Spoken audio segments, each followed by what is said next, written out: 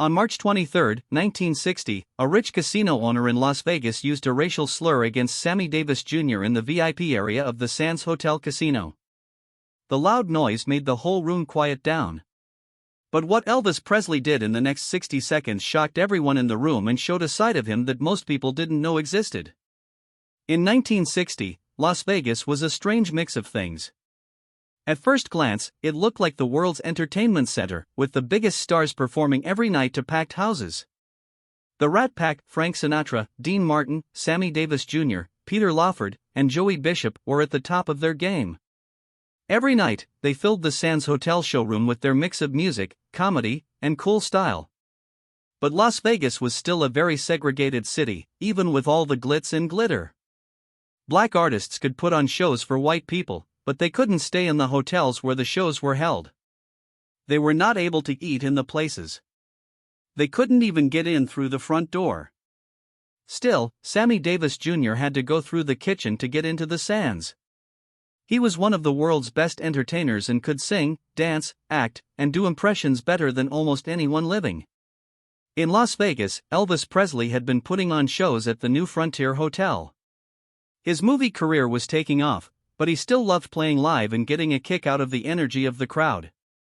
He got off early from his show that night and was invited to the Sands to see the Rat Pack perform and maybe hang out later. That night, the Rat Pack show was exciting. Frank had been in great shape.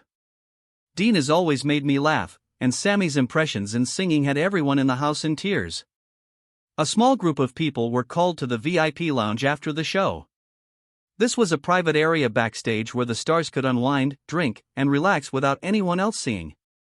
Elvis and Dean Martin were sitting on a couch drinking a Coca-Cola and talking about the movies they were going to make together. Sammy was across the room, still wearing his tuxedo. He was buzzing from the show and making jokes and laughing with some of the other performers. Frank was in the middle of the room, telling funny stories that made everyone laugh out loud.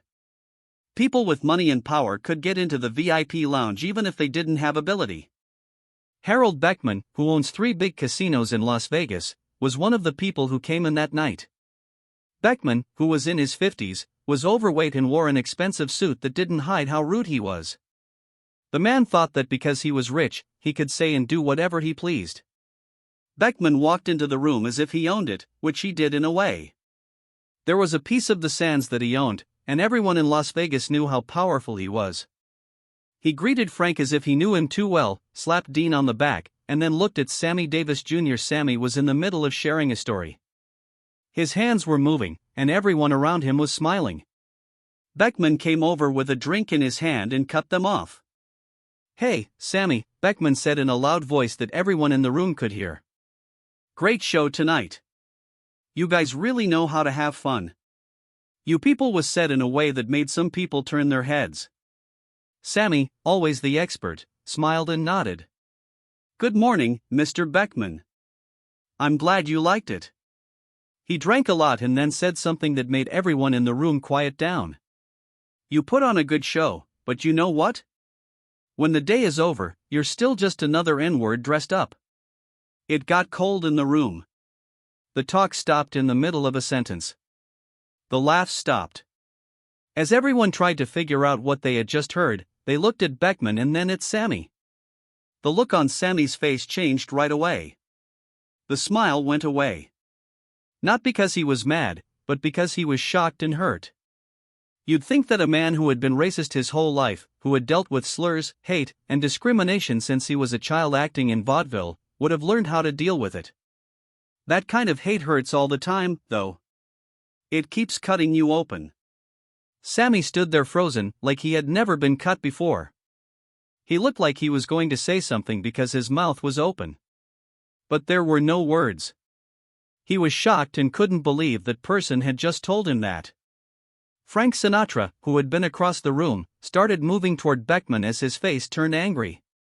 He was surrounded by his friends and co-workers. Dean Martin put down his drink, and instead of being calm, he looked tense. The room was full of people who were eager to see what came next. But Elvis got up before Frank could get to Beckman or anyone else could do anything. Elvis had been in the corner, sitting still. But Beckman changed as soon as he said those words. Putting down his Coca-Cola was very careful, as if he was afraid he would throw it if he wasn't careful. Then he crossed the room in a way that made everyone take a step back.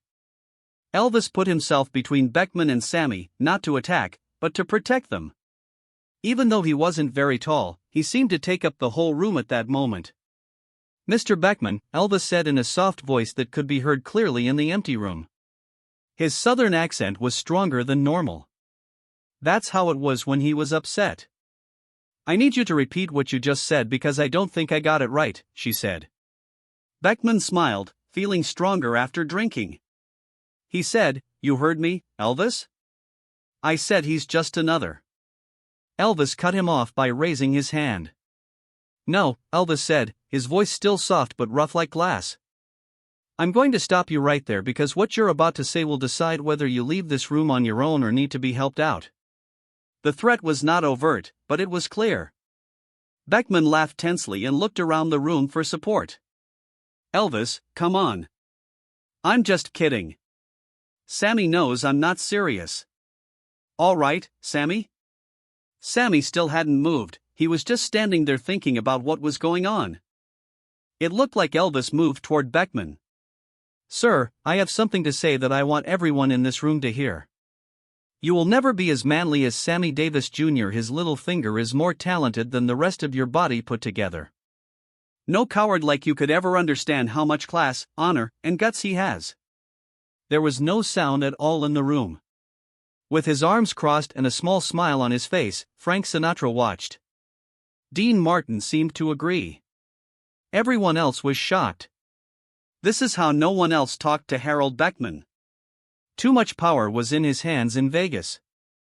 Elvis wasn't done yet, though. "Do you know what makes you different from Sammy?" Elvis went on, and his voice got stronger. "Sammy worked hard for everything he has. Thanks for every round of applause, dollar, and show of respect. He deserved it because he was the best. By doing more work than everyone else. By having to do twice as well to get half as much help. How much do you deserve it, Mr. Beckman? You bought your way into dignity with the money your dad left you. That is something you can't buy, though. You can't buy good people. You can't buy honor. You also can't buy the right to treat him badly in front of his friends." The hot color on Beckman's face now showed that he was embarrassed and angry. "Elvis, please wait a moment. There's no one you know at the table. I can make one call, and then what?" Elvis cut him off. "You'll make sure I never work in Las Vegas again. I'll be put on a ban. Make that call now. I'd rather never come back to this city than spend another second with a man who thinks his money gives him the right to treat people badly because they're not his own." Elvis turned around and looked at everyone in the room, meeting their eyes. "That's true for everyone here. You're not my friend if you agree with what that man just said and think that's okay behavior. But if you feel the same way I do and think that man should never be talked to that way, then I think you should say what you think right now." No one moved for a moment. Frank Sinatra then came over and stood next to Elvis, facing Beckman. Frank told them to get out. "You're not allowed to be here." They had Dean Martin with them. The man was heard. "Leave." As they moved, more and more people in the room joined Elvis in the Rat Pack. A strong show of togetherness that no one can hear. In an instant, Harold Beckman was standing alone on one side of the room, facing a wall of people who had just decided he didn't belong there.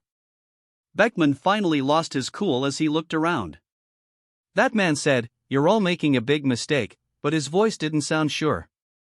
"No," Elvis said in a quiet voice, "I own this town. You all work for people like me. We work for the people who pay to see us perform, the fans who love our music and entertainment, our families, and ourselves. We don't work for thugs and racists. Please leave before we throw you out." Beckman stood there for a moment longer, maybe thinking about whether his money and power could save the situation. But when he saw the faces staring back at him, he must have decided it wasn't worth it. He tried to keep his cool as he walked toward the door, but everyone could see that his hand was forming. Just as he got there, Elvis called out again, "Mr. Beckman." Beckman turned around, and Elvis told him, "I want you to know something. I want you to think of this moment every time you see my name on a billboard, hear my song on the radio, or see Sammy perform to a wild applause. It was that night that you proved to everyone in this room what kind of man you really are. Don't forget that you will have to deal with that for the rest of your life. We don't. Beckman didn't say anything else as he left.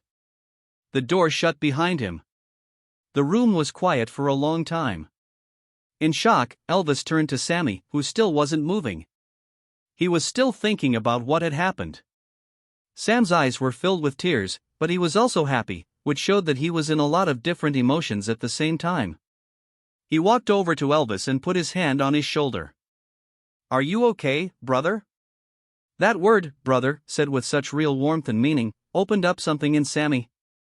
He hugged Elvis, and the two men stood there hugging each other while everyone in the room kept quiet. When they were finally able to move apart, Sammy wiped his eyes and looked at Elvis with a shocked face. He said, "You," and his voice was heavy with feeling. "You're really the king. Not because of your music or movies, but because of what you just did.